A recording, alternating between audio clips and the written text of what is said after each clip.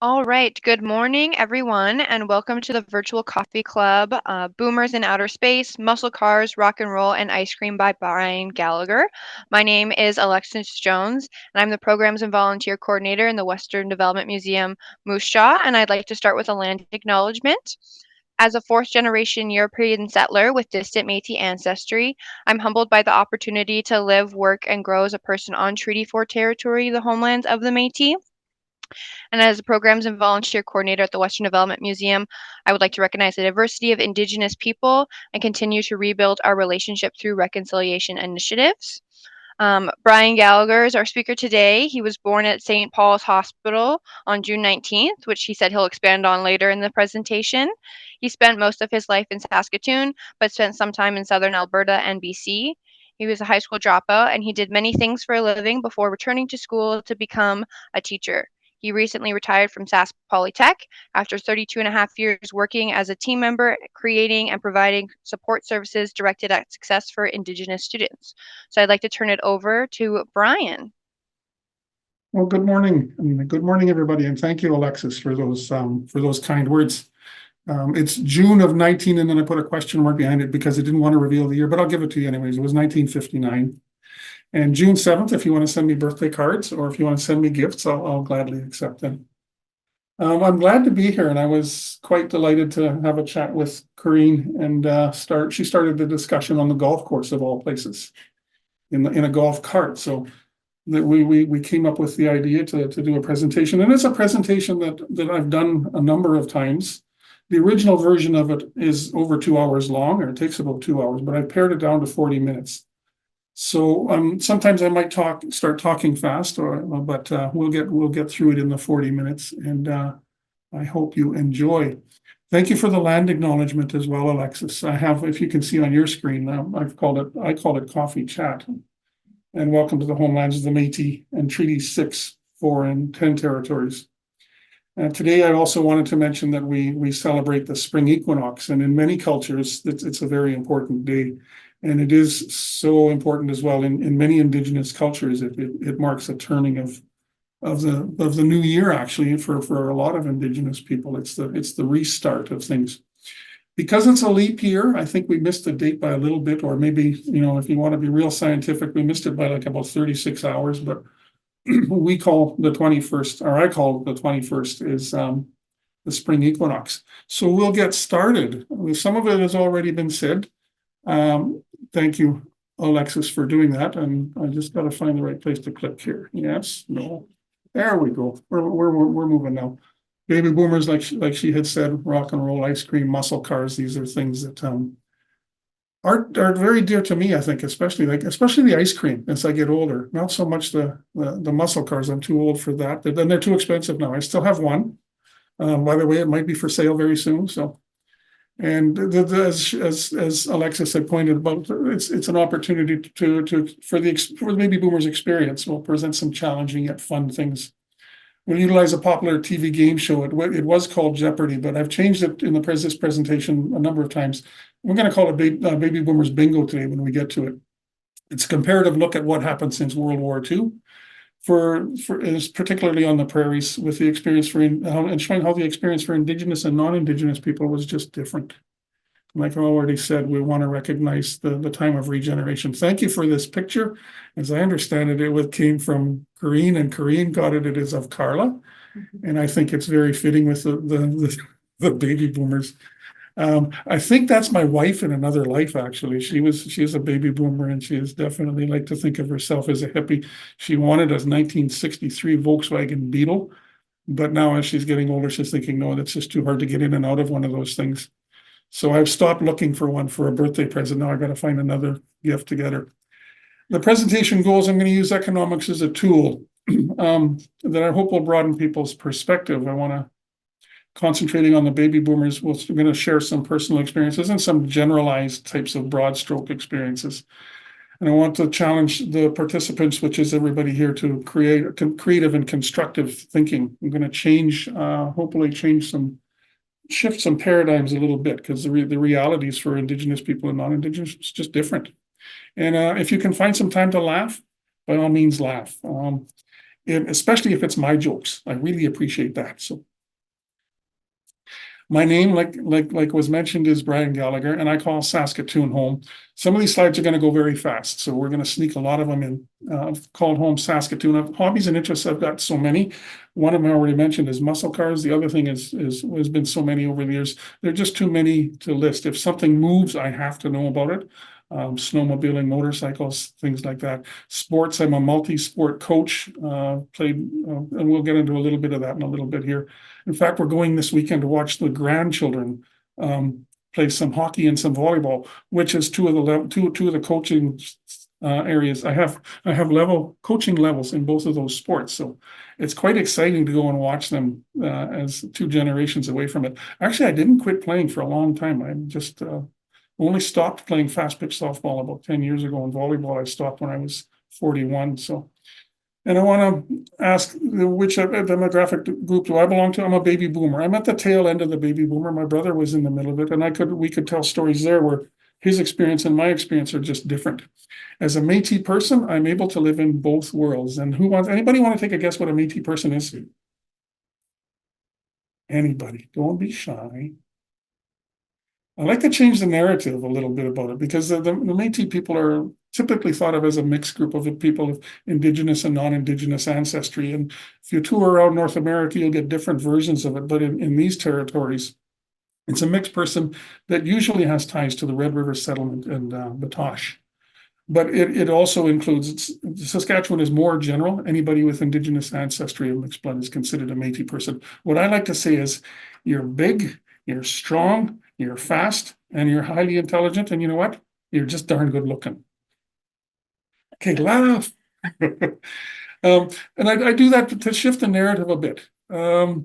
Because for a long time we were told that we were a number of other things, and usually they weren't kind descriptions. So I like to shift that narrative. I like to ease people's conscience a little bit and just let everybody enjoy some of the realities. And if we can laugh about something, if we can giggle a little bit, it just broadens our perspective a little bit. It makes it easier to live life. It's also a big part of balance. Both of these worlds were challenging and rewarding. And this is me playing ball at the Canadian Native Fastball Championships. That fellow out in center field, that's my nephew. I think I'm 45 years old there, and I was still playing highly competitive at that time. And the next shot is at the World Masters Games, and I think I was 46 there, where we actually won the gold medal for Canada in that one. So this is going to come up. I like to boast a little bit about it, but it's purposeful, because it's going to come up a little bit. And one of the things that our parents always encouraged us to do is, if you get a chance to do something, just do it. It can take you to some amazing places. And the sport of fast pitch softball, as you can see, has taken me a number of places across Canada. I got kicked out of a game in the United States, believe it or not. They wouldn't let me throw because they didn't know who I was. But I've been overseas to Australia and New Zealand to play the game. So those simple things can take you a lot of place. So your children and your grandchildren, please encourage them. If they get a chance to do something, try it. And it doesn't have to be sports. It can be music. For those of us that are old enough to remember, it can be tiddlywinks. It can be the silliest things, but they can take you to places that you wouldn't believe. We've got about 9 people here. It looks like 10. I want to know a little bit about anybody who wants to share any of these things with them. So if you want to share something, if not, then we can just move on too. Anybody willing to tell me who they are? Where you call home, your hobbies and interests? I see Sharon looking at her partner, and he wants to say something, or she wants him to say something. Paul? Mm-hmm. You can unmute yourself and share a little bit. Yeah, Sharon's learning French. She's really striving at French. I'm trying a little bit of harmonica. Oh, cool. I get to be in organizations like housing and church and so on. Mm-hmm. Another scenario for us to engage in. With grandchildren, we're heading out to the coast for a graduation in the next couple of weeks. So, which coast? To the West Coast. West Coast, Vancouver, okay. Victoria, etc. Okay, yeah, awesome. Thank you, thank you. Thanks. I like to do this, but especially if I'm doing this with students, and this is where I would take more time and I would actually make them tell me, because I want to learn more about the people that we're talking with. It helps, eases people. It's a nice, gentle way to start. So thank you very much for sharing, Paul. Hi, Diana. Hi, I'm Diana, and I actually live on Vancouver Island now, but I grew up in Saskatoon, and I actually worked at the Western Development Museum for many years. So this is great to I was really interested in your presentation, Brian. So I work with or have contact with Green all the time because I also in retirement I'm also editing the Western Canadian Wheelwrights Association newsletter. So Corrine submits information for me. So, and anyway, and I'm a baby boomer too at the tail or at the beginning of, or close to the beginning. Yeah. Well, thank you very much, Diana, and welcome from British Columbia. I spent some time over there too, and one of the things that isn't on those slides is I actually played ball in Alberta and BC too when I was a junior athlete.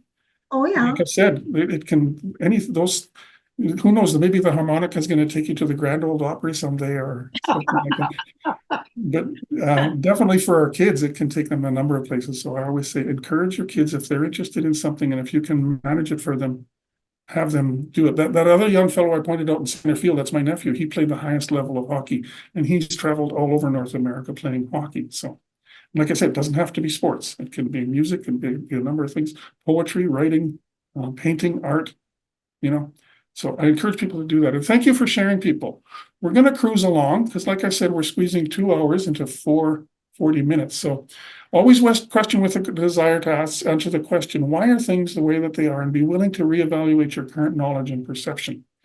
What do we know about these groups? Well, this is the way I've phrased it. When I talk about it in 20-year spans. And like I was telling Karine, one of the reasons I do this, there are different people that research this, and they say a generation is 15 years or 18 years, or some say it's 25 years. I like the number 20 because it's easier to go 20, 40, 60. It's easier on my math brain. So this is the way I've broken it down, and it works pretty good for me. And there's a number of other people do this too. So there were baby boomers, and then there was the Generation Xers, and then there was the Gen Ys. Then there was the millennials that came along, and it kind of got muddy after that, the 20-year thing or the 15. It wasn't, when you graph it, it isn't as much of a spike at each one of these places. It becomes more of a wave. So it's gotten complicated, and the boundaries around these age demographics that we talk about have shifted a bit. But so just for the purpose of this presentation and talking about it, I like to concentrate on that 20 years of the baby boom, so those first years. And I like to ask people what they think they're going to be doing, especially when I'm talking to young people. Take your age now. If you're 25 years old, what are you going to be doing when in 20 years from now, when you're 45? And they're probably thinking, oh no, I'm going to be so old, I'm not going to do anything. We've heard that before. One of the other things I do at this point of the presentation is I look at did you know videos, and I invite people to do this on their own. If you Google did you know, there's a whole series of them.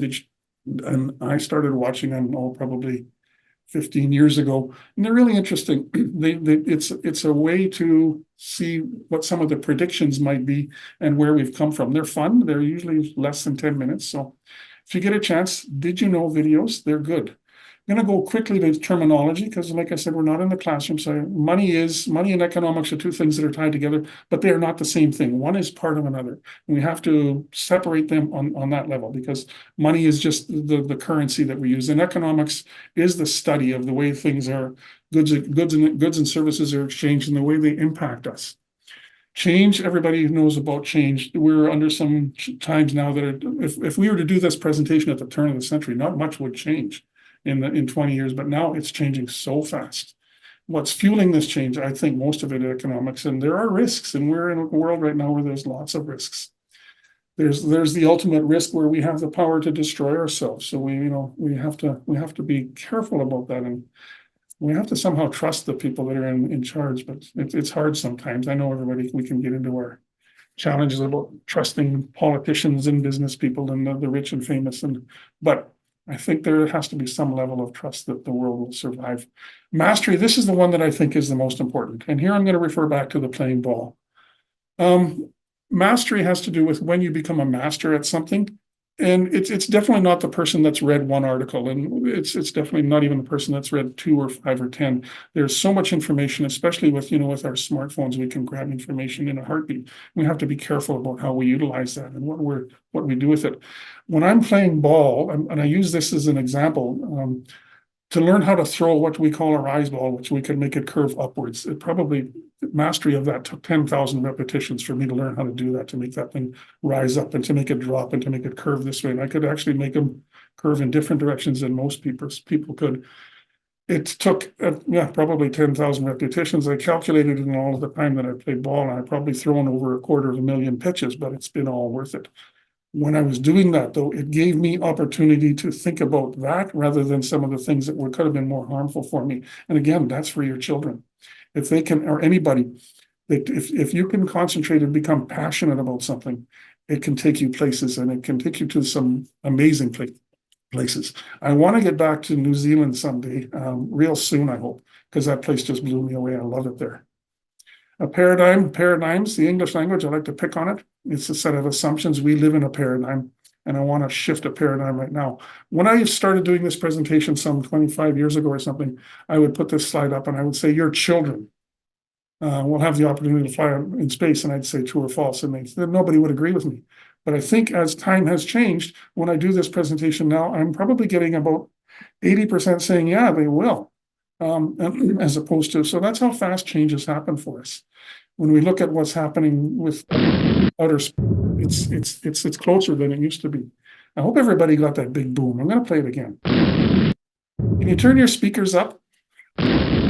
As a baby boomer, if you've got one, if you're surrounded with speakers, just let it rock your world, because that's what we used to do. We'd turn up the music as loud as we could, and we would play it. Here's where we're with the baby boom. A brief and specific history from 1945 to the present. I like the drum roll because Karine might know I'm a drummer, so I love that stuff. I'm really having a hard time not tapping on the counter because I know you're going to hear it on the microphone. There's always a song in my head, and I'm always tapping. It drives my wife nuts, but she's gotten used to it over the years. So 1945 to the specific, to the present day, paying special attention to Saskatchewan. Why? Well, just because we're special. We're a little bit different. A baby boomer is one of the fortunate people, and I've added this over the years too, and especially if you were male, to be born between 1946 and 1964.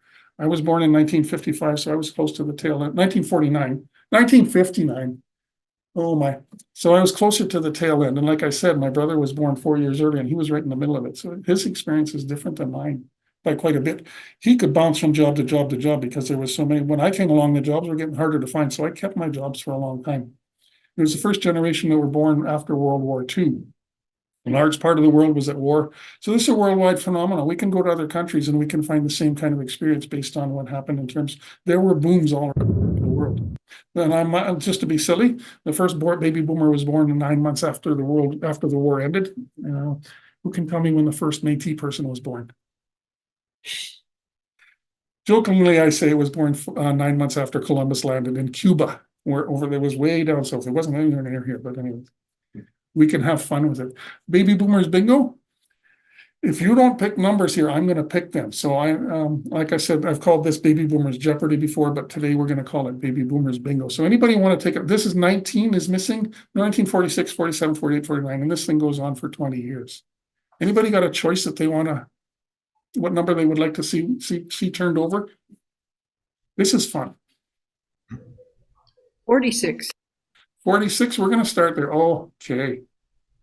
What happened in 1946? Well, when I talk about this, I talk about people's diets changing, because prior to this, ice cream wasn't a big thing. It was just something that came in, and baby boomers ate 740. This is American stats, by the way. Canada needs to do a better job of writing its own narrative and telling stories. We need to do this too. Americans eat 714 million gallons of ice cream. I like to explain this when I'm talking to young people, especially, that if you can imagine being in the war, it isn't anything like the video games that you play. It's a real life and death thing where people are in. Think about it as not like a video game where you're sitting back and you're comfortable in a chair and you're going, you can smell blood and sweat around you. It's a horrific experience. And I think when the people came back from the war, they just wanted to do something a little different. So they were able to, having the ability to just go and take a walk was comforting. Okay. I think James has raised his hand. Yeah, in 1946, Coke was 5 cents a bottle. Oh, yes. Yes. I remember. I'm a pre-boomer. I don't remember that one, but yes, and Coca-Cola became a very important, people's diets changed dramatically after the war, and it was fueled by a number of things. We've got some technical help beside me here. You can't see them, but boy, we're good at this. This is almost like being in a big movie studio. And here we go to the costs, like James was just talking. The average cost of a new house was $5,600. Wages per year were $2,500. Gasoline was 50 cents a gallon, the American gallon, so 128 ounces. And the average cost of a new car was $1,120. If I could have that 1946 Chevy, it'd be worth more now, I think. The world's first electric blanket was introduced, and you know what? That's an interesting one because it was very expensive there, and that's an interesting analysis of the cost of things. Electric blankets are still about $40. But you look at something like a VCR, which originally when it first came out was $1,000. My brother and his neighbor had a competition going back and forth when they first came out. One bought one for $1,000, and then his neighbor bought a better one for $1,100 so that they could record football games. So another year. This is where I have to be mindful of the time because 1962. 1962. No, I don't do that one. You don't? No, that's when my sister was born. No. Oh, well, yeah, 1962. What happened in 1962? I think there were some cute things in there. 1962, industrial robots. So manufacturing became much easier, and today robots do just about everything. The first person to achieve Earth orbit, and again, that's the start of the space race. Telstar satellites now. I used to tune satellites for people for their TVs, and they're on the Clark Belt. It's out there. I'm looking south, so I know where they are, and you can find them. There are so many satellites out there now. One of the things we do just for fun, we live in the country, and we just go satellite watching sometimes because we can see them. So technology changed at an incredible rate during the baby boom. A couple of more years. Let's just do a couple because we do want to get through most of it. And 1962 wasn't so bad. My sister's an okay girl. We get along better than we did when she was 14. How about 1949? 1949. Okay. Let's see what happened. Don't remember that. I haven't seen these slides here we go. Talk about the steel workers being on strike. So people are more and more people that you can start to see. If we go through all of these slides, you can really see how the economy took off. And the baby boomers really experienced that first 20 years, especially experienced the lifestyle that was something else. Television sets. This is something that their parents' generation, their grandparents' generation definitely hadn't experienced. So bringing a television set into the house changed the world for so many people. And now I kind of giggle at this 100,000 television sets a week, and I think about me and wife are the only people left in our house, and we have 4 televisions. Okay, that's not including the ones in the motorhome. So, and the price of them used to be so expensive. The technology, that even the Polaroid camera, like that stuff, now we think of that as cool, but we can put hundreds of thousands of photos on our phones now. So technology changed at an incredible rate. Anybody else dare want to pick another year? I don't want to know what year you were born. 1955. Oh, I love this. 1955. As soon as I walked in the building here, I saw a picture of a 1957 Chevy, and I know what that is. Chevrolet revolutionized the automotive industry with the induction of their new engine. Without getting too technical, this is what's it's still in production in some ways to this day. It was the small block Chevrolet. It was 265 cubic inches and I'm not going to get into it. But yes, I can give you a long history. And that's what it was produced for, was the Corvette. And the world of, you can see the drastic design change in cars even from 1939 to 1955. It was phenomenal. Disneyland opened in Anaheim, California. A fellow had this brilliant idea to turn a field into a theme park. And how old are the baby boomers now? He wanted to attract all of them there to go on these fancy rides, and became one of the wealthiest people, one of the most well-known people in the world. UHF television, again, it's just a change in technology, the different signal, that instead of 13 channels, we had an opportunity to have so many more. McDonald's, TV dinners, cans of Coca-Cola. Thanks, James, there. Now you can have it in a can. I don't know what it would have cost in the 19, probably about 15 cents, I'm going to guess, for a can of pop. Rock and roll music. Yes, that stuff where our parents told us, turn that stuff off, you're going to break your eardrums. Some of us baby boomers would have heard people say that. 2 more years. Let's pick 2 more years. And I'm going to pick one that I think I like. 1948. 1948. What happened? And again, remember, these are American things, but they are fun to look at. And they really point out the changing world that happened after the war was over. And popcorn was sold for the first time in mass sales. First time. Again, it's about diet. Long play records. LPs. Who remembers what they are? Let's put yeah. K-Tel. Who knows what that was? 24 records, and now we can on our phones, like thinking about the technology change, we can, like I said, we can have thousands and thousands of songs just on our phones with us every day. And it used to be an LP like this, and now kids look at that. What is that? But that's the change that happened. Here we go, some music, and it's some. I hope the music comes through. Rock and roll. Yes, and there's a good little drum bit, right? This is what our parents found so offensive. Okay, we'll move on to there. I'm going to pick one now, just because of time, and I'm going to pick 1964 because I think this is the one I want. It's 64 or 65. The first Mustang was released. Now, the first baby boomer is 20 years old. And think about it. They've got a few dollars in their pocket. They've been working. If they graduated high school, they were out of school. And the automotive market has followed the baby boomers. It's the easiest one to tell how they follow the markets followed the baby boom. So they introduced this little sports car, and it took off like crazy. It was just something that every baby boomer had to have. And I tell a funny story. 2004, we were just talking about this in the office. The 50th anniversary of the Mustang, and I had my brand new 2004 Jeep TJ Wrangler convertible, top down. Nice warm day. I'm leaving work and I pull onto 33rd Street, and I come out and I look behind, and what do I see in the rearview mirror? I see the new convertible anniversary edition Mustang. And guess what? Who was driving it? The demographic group. Who was it? Baby boomer. It was male or female first? Probably. It was a male. Male. And it was a baby boomer. Mm. And they followed the market all the way through. And he was bald. He didn't have any hair left. I still have lots of hair. So I looked in the mirror and I made eye contact. He looks, and I just went like this. I tease my friends a lot because I'm lucky enough to still have my hair. People that are my age, and this is something that I'm lucky to have. And again, the space race is going on, and they started transmitting pictures back from Mars. So we've moved from, just revolving around the Earth as a satellite to looking at Mars. So the purpose of this game is to show how drastic the world changed, and what an amazing lifestyle that the baby boomers had opportunity to live. I've had baby boomers come up to me and say, oh yeah, well, we had to work hard. Yeah, you had to work hard, but you also had the opportunity.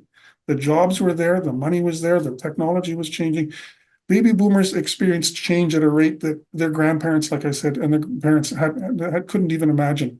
And this change thing is even more profound now today when we look at the technology that people have. Like, here we are sitting in a Zoom with people from British Columbia to Saskatchewan, to different parts of Saskatchewan, and we're able to do this because of change. People are sometimes afraid of change, but it's a reality. And it's not always a bad thing. I think sometimes we'd like things to stay the same, but it's changes is once you get your head around it, it can be a good thing. I don't mind hitting my button to go and start my car in the winter anymore, but as opposed to going out when it was -40, having to plug it in and sit there and scrape the windows and warm it up. having to pump it 3 times to start it and go down later and kick it down when it's revving 2,000 RPM after it's warmed up. So the major influences of the world and the world affairs has definitely been the baby boomers and the economics, particularly of the baby boomers. Recently in the news, and this is more than 20 years ago now because this thing is getting old, there were more seniors. And if we graph this, sometimes I find some of my presentations have graphs to show this, but there are more. The first time the baby boomers are now senior citizens. And what's the popular thing to do? If we look at TV commercials and other things, I watch them, and there's living at home and remortgaging and selling your mortgage, or Viagra. When the commercials for Viagra and all of this stuff, it's still chasing the baby boomers. The young people, though, on the other hand, when I mention commercials, they don't have a clue what I'm talking about because they stream most of their media. They don't know what commercials are. And our grandkids, they come over to visit one day. We're watching TV. Said the youngest one, "Grandma, how come you have television? How come you have commercials on your TV?" It's just a reality of change. Always, and a reminder here, always question with a desire, why are things the way they are, and be willing to reevaluate your current knowledge and perception. It's just an open-mindedness. We talked a little bit about this earlier, and if you could follow these links, I won't here because we don't have time. That planefinder.net, it shows how many planes in there, and it is astonishing. And what the people how many people are in space right now? There'll be a little bit about that on the next slide here. So those 2 links are kind of cool. And I have, when I'm doing this with young people, I have them click on theirs and go and find them. So in 1903, one person in space flying, and that was the Wright brothers. That flight lasted 12 seconds. 2017 was when I grabbed the last stat on this. There were at any given time there, and if you go to planefinder.net, you can really see why there could be as many as 1.5 million people flying in one of these in airplanes. In 2024, I'm not sure how many people are in space right now. We'd have to go and Google it or search it, but skip ahead 25 years. And if you think about change, 25 years from now would be 2049. And think about, where is the space age going to be? We've got not only just the Americans and the Russians, but we've got multiple countries now involved in this space race, and private industry and corporations. And sometimes I say that one of the commercials that you may hear in 25 years from now, experience weightlessness, fly in outer space for 24 hours. It'll relieve your arthritis. Fun stuff. Review, again, a paradigm, and I'm going to go through this real fast. A set of assumptions. Economics, we know what they are, and we know the difference between money and economics. One is just a part of the other. And most importantly, like I said, mastery. And the reason I have this, especially for young people, I say, when you go to a social setting, don't believe the person that's in the bar with a social setting spouting off about something. It's probably not fact. It might be just something that person is living with now. So be careful about where you get your resources. When you do your papers, and again, when I was doing this with students, I'll say be careful about where you get your sources and check them out. There are some that are more credible than others. And like I said, mastery, it takes 10,000 repetitions. You don't become an expert overnight. And now the rest of the story, paying special attention to Saskatchewan. Why? Just because we're special. Baby boomers have dominated most aspects for as much as 80 years. For me, it's only been 64. And what will dominate that in the future? I think baby boomers are still going to have the biggest impact for now, but the dominance is going to be in the services, the nursing homes, the health related stuffs, diets, the things that are we still have a hold of it, but it's going to shift. We don't know where they're going to be, and I have people try to guess, but it's really getting muddied. It's not as clear as it was a few years ago. And that's what I'm saying. Which demographic group is going to have the biggest impact? Well, I think we'll see in a little bit here one of them that's underrated or not explored.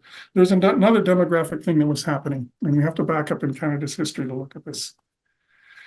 There was another baby boom. Saskatchewan was just a little bit different the rest of the world. And I did this on purpose. I used to say Aboriginal baby boom, and now I say Indigenous. The terminology has changed in terms of who Indigenous people are. And this is a good thing, the change, because when I first started working at Sask Polytech, they called us Native people, and then we became Aboriginal. And I remember the political debates about it at the time. I've been a part of all of that. And now we use the word Indigenous. And through the next slides, I've intentionally left Aboriginal, or I've mixed it up back and forth, just as a thinking point. One of the reasons that I think it's important is until now, it's always been somebody else that's told us who we are. They've told the Métis people who we are. They've told status Indians or treaty Indians who they are. Treaty Indians are not really treaty Indians. They should be, the proper name should be status Indian, but even a treaty Indian will say, I'm a treaty Indian, because that's the name that they've been given for so long. Even an Indian person, that term came from Columbus in 1492. And it's somehow stuck, and it's in federal policy 500 and some years later, when really we were Cree, we were Saulteaux, we were Blackfoot, we were Dene, we were over 150 different nations of people. So we had different names, but we've all been lumped into this one where they said we're Indian. And I did a presentation just last week where it was a group of students from India. And I used the story of one of my wife's encounters with somebody. It was very, very powerful when she told me about it. She had an East Indian fellow come up to him and say, Deb, why do they call them Indians? They are not Indians. We are Indians. And he was referring to himself. And I thought, that's perfect. That was so prophetic. My wife had an awesome conversation with him. She brought that conversation home to me, and I said, that's perfect, because that really explains a lot. And it's an opportunity to have conversations. And in these conversations, I think, are where most of our answers should be. And this goes back to the repetition thing, the master thing. When do you really master something? Well, you can get a better handle on it the more information that you have. And this is something that's very important to me. Maybe for Indigenous people, the generation one that came back from the war, and our ancestors enlisted in the war, enlisted voluntarily, by the way, because status Indians could not be conscripted because they were not citizens of Canada. They volunteered in disproportionately higher numbers. When they came back, they had many babies. The families were large. This is average, 6, 7, 8, and 8. And in generation 3, it was 4, 5, 6. It was smaller, but not quite as. And what this led to was the general population, mainstream population. That's the baby boom. That's the one we just discussed, 4, 5, 6, and then generation 2, 2, 3, 4, and then 2 or 3 children. And it's even smaller than that now. The results were different population growth rates, and in Saskatchewan in particular, for Indigenous people, the population has grown at a rate that's 2 to 3 times faster than mainstream. When you graph that, I didn't say I'm a math teacher. When you graph it, it's a pyramid, and it's very, very flat. It's a very important trend. The population is also, because of that flat pyramid, it's much younger than mainstream population. And this is the population, I think, that has the potential to do a lot of positive things in our society. And it's predicted that Saskatchewan will soon be 50% and as Indigenous. And once again, you can say I left Aboriginal in there on purpose. Once again, the Aboriginal population has grown up in a very different environment. History lesson: for the past 150 years, Canada has dictated how Indigenous people will live their lives. And many of these lifestyles became very dependent. There's reasons for that. The changes to those policies didn't come until the 60s. The Indian Act and the Residential Schools Act, which really was never an act that was passed in Parliament, but it just became an accepted policy. But I leave that in here just to talk about it. It was never an act. It was never passed but it became an accepted policy. These things changed the lives for Indigenous people dramatically. We see the results of this, and what I've titled it as is the residential schools effect. So some of the differences, and remember, Indigenous men and women went to war in disproportionately higher numbers. When they came back, they're the ones that were responsible for the changes to these policies that we see. So you can see the timeline, 1945, 1946 to 1960. There was a lot of movement going on in the Indigenous communities to change these policies. And that's why a lot of these changes came about. And I do really think we need to acknowledge our ancestors or relatives that were a part of the war that came back and made these policies change. Probably prior to that, you weren't allowed to leave the reserve without a permit. So if you couldn't leave the reserve, you couldn't work or you couldn't sell your goods. You couldn't practice or celebrate religious or cultural activities. This is the only time in Canadian history where this was disallowed. Even what's considered the worst time in Canadian history was when in the Japanese internment camps, they were allowed to practice their cultural celebrations. Indigenous people were not. You could go to jail for it. This one's fun. You couldn't congregate in groups larger than 4, and that was the Indian agent could come in and say, the Indian agent is not a non-Indigenous person. He could come in and say, you guys, your meeting, go away, break up. He could come in and break up meetings that would talk about this. You could not, and if the things weren't right, you weren't allowed to hire a legal counsel. It was illegal for a status Indian to hire a legal counsel. You could if you enfranchised, but you had to give up your Indian status to do that. And that's what enfranchise meant. You couldn't attend a post-secondary institution. So you can see because of these policies, particularly education levels were lower, employment levels were lower for Indigenous people up until this time. You couldn't vote in federal elections. You couldn't also vote in municipal or provincial elections. You couldn't drink beer in the beer parlors. And if I had more time, I would tell some very challenging stories about this, including veterans that had fought in war side by side, but they couldn't go have a drink together after the war in the beer parlor. You couldn't allow to parent your own children. I used to have trouble saying this, but sometimes I would start to tear up, but today I'm better at it. Therefore, and we're cruising right along. We're just, okay, guys, we're almost there. Some of the results were not allowed to participate in the economy in the same way as non-Indigenous people. We're not allowed to attain the same education levels as non-Indigenous peoples. And we're not allowed to participate in the democratic processes in the same way. And we're not allowed to in the same social circles. This one is critical because Karina and I could go golfing and we could make arrangements to do this. Whereas, in fact, many business deals are made on the golf course. They're not made in the boardrooms. They're signed in the boardrooms, but they're not done. They're not made in the. And the saddest part about this is thousands of years of teachings were lost. As an economic timeline, the participation in this economy has only been for Indigenous people for the last 60 years. And in Indigenous people, we've been here forever. I consider ourselves infants in this society. We're just about done. We're so close. Movie time. We're not going to watch any of these, but I'm going to invite you, if you want to broaden your perspective, if you want to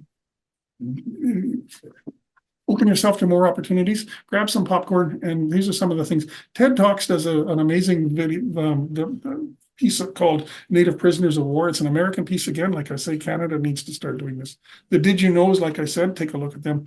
Watch APTN, Aboriginal People's Television Network. It's cool. The History Channel now has more stuff on it about the history of Canada and Canada, including right now there was Black History Month and Indigenous people. There's some cool stuff going on there. If we could, we won't talk about it. I'll be very brief about it. I shouldn't say we won't. This just talks about the economic improvement in all of Canada if Indigenous people are employed at the same rates. Solutions, I believe, education, economic participation, cultural representation, social and emotional healing, physical rebuilding, lifestyles, diabetes, banking, medicine wheel teachings and restoring balance, ownership, our own destiny, music, dance, telling stories. I love this one. There's a clip that I won't show you, but it's about people dancing, and it is empowering young people especially. There's another really book that an easy book read is 21 Things You May Not Know About the Indian Act, and a tougher one is Dances with Dependency.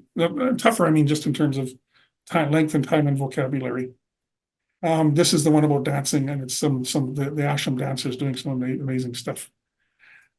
Again, this is American stuff, so when you see it, the Royal Proclamation of 1763, and these are just some of the documents. This stuff wasn't taught to us in school. It wasn't until I went to university that I learned about some of this stuff. But the Proclamation of 1763 gave King George access to these territories. And when we think about the people moving to the Americas, it started from the west coast. Like I said, Columbus came in Cuba, which is way down at the bottom there, if you can see that. It's not on this map. Oh yeah, Florida. The other you can see Cuba. It's just down there in a little corner. That's where Columbus landed. So when the newcomers started to come, they populated the east coast, and it wasn't until the 1600s or so that they got up to Canada, what's now Canada. Keep in mind that border, the Canada-US border, didn't exist. So Indigenous people were traveling back and forth across there, and that's why one of the treaties, the Jay Treaty, allows status Indians to go back and forth without a passport, because there's some things in there that allow that, and it's spread across the rest of the treaties. But the repopulation of the Americas went from East Coast, from the south to the north, and then the Spanish came in on the other side around California. And there's some really terrible things that happened there when the Spaniards came up. So the population of the Americas, or the repopulation, happened this way, and it came up into Canada. And then what I'm talking about here, particularly in Canada, didn't have the same impact until the mid 1800s. The most important piece of Canadian history to me that's undertaught or not taught was the Riel resistance and the Riel, the formation of Winnipeg. There's a point in there where, if you read one of the books that I read was Dumont Speaks, And Dumont is actually, it's his manuscript being translated. He talks about coming upon the Middleton's militia in the middle of the night, and they were all sleeping. And he said, if we attack now, we will win. And he was absolutely right, because Sir Johnny Macdonald was out of money. They couldn't afford to try and take that territory anymore. And Riel said, when you talk about the butterfly effect, the movie The Butterfly Effect, on one point in history changed things. Riel said, no, we're going to settle this in a peaceful manner, and we're going to do this by negotiation. If they had won that battle, all of the migration westward would have been dramatically different. And again, the narrative is so important when we learn these things. And Riel, instead of being a traitor, he should have been a hero. And the narrative is just so important to me. So that's one of the slides. And I think, and again, always keep in mind that Canada-US border wasn't there. And that's a really important piece when you start to study this stuff. This is this is a map I used to have in my office. I have it at home now. I don't know if they exist anymore. But the Indian tribes of North America, this is North America, there were over 150 different nations of people that were living here. It wasn't a barren, empty wasteland like the textbooks had said. There were many, many, many people here. It doesn't look that undifferent than a map of Europe, where you had many different nations of people. So we got to change that narrative again too, and we have to acknowledge that we're Cree, we are Dene, we are Blackfoot, we're Saulteaux, we're a number of different things. So that's a very powerful piece. Another thing that the Métis settlements that mentions in here, a lot of people don't realize that a lot of these places around here were Métis settlements. Another place I like to go and Google sometimes is Google Maps or Google Earth, and you look at the satellite view of Saskatchewan. It's particularly around Batoche and around Winnipeg, and you'll see the land isn't square; it's in river lots. They're long, narrow. They're 100 yards wide by a mile long. And you look at how many people were there. When you see that, you start to realize, holy smokes, there were a lot of Métis farmers there. And that's just the Métis farm people that were living the farming lifestyle. There were also people, and they stop at the trap line, they stop at the tree line, and because that was a different lifestyle north of the tree line. And so the reality is that what was taught to us as a barren, empty wasteland just here for the taking is a dramatic untruth. There were millions of people here. I'm second generation teacher. My dad is Joe Gallagher. If you want to Google him, please do. He was one of the first Indigenous teachers in the province. Again, that 1960s thing. He went back to school when he was 40 and he became a teacher. You'll also find him as there's a place called Joe Gallagher Field. Again, going back to the fastball and the softball thing. It's a world-class facility that's been renamed. It used to be called Gordie Howe Field. Now they call the whole complex Gordie Howe Complex, but it has been renamed after my dad. And it's just as an example of, for young people, again, my dad never did one amazing thing in his life. He was never a world champion of anything. He didn't do anything like that. But I bet you he did 10,000 minor little things. And I have people coming up to me in the mall sometimes. I knew your dad, and they'll start to tell a story, and total strangers. As soon as they hear my name, are you related to Joe? Or you look like Joe? That's the funniest one. I said, no, I'm taller. But in terms of kids, young people, again, you don't have to be the greatest at anything, but you can do a whole bunch of little things that make a big difference in the world. And again, that goes back to that 10,000 repetitions, maybe, about just. So I think that's kind of our time for today. So thank you so much, Brian. This has been amazing, really engaging, and very much a discussion back and forth, which is really nice. I'm just blown away. It was amazing. And we have our next virtual coffee club, April 18th. If you want to join, I'll be presenting that one, going through the Western Development Museum's timeline history. We're celebrating our 75th anniversary this year. I think that is all for today. So I hope everybody has a great rest of their day. So thank you for joining us. Okay, you're welcome. Thank you for the invitation. Thank you for the opportunity.